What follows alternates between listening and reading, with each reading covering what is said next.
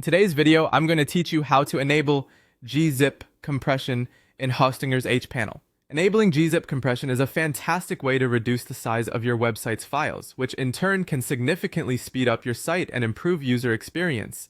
Let's walk through the process step by step. First, let's get started by logging into your Hostinger hPanel account. You can do this by navigating to Hostinger's website and entering your login credentials. This is the gateway to accessing all the tools and settings you'll need for managing your website. Once you're successfully logged in, you'll be greeted with a dashboard showcasing a variety of options available to you. Now, direct your attention to the toolbar on the left side of your screen. You'll want to look for the section labeled Advanced. Clicking on this will expand a list of features that provide more technical control over your site settings. In this list, locate and click on the option titled Performance.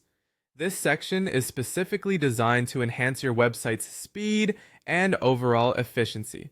It's where we'll find the option to enable GZIP compression. Within the performance settings, you'll see a variety of tools and options aimed at boosting your website's speed. Here, you want to search for an option called GZIP compression. GZIP is an excellent tool for compressing the files on your website, making them smaller without sacrificing quality.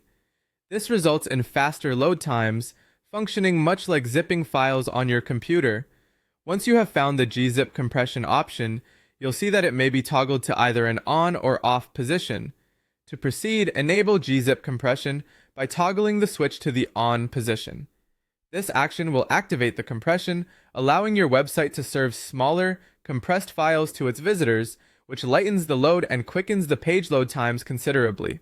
After you have done this, make sure to save your changes. Look for a save button or similar prompt that confirms your efforts have been recorded by the system. Lastly, it's a good idea to clear your cache. Cleared cache ensures that any visitors to your website will access the most recent compressed versions of your files.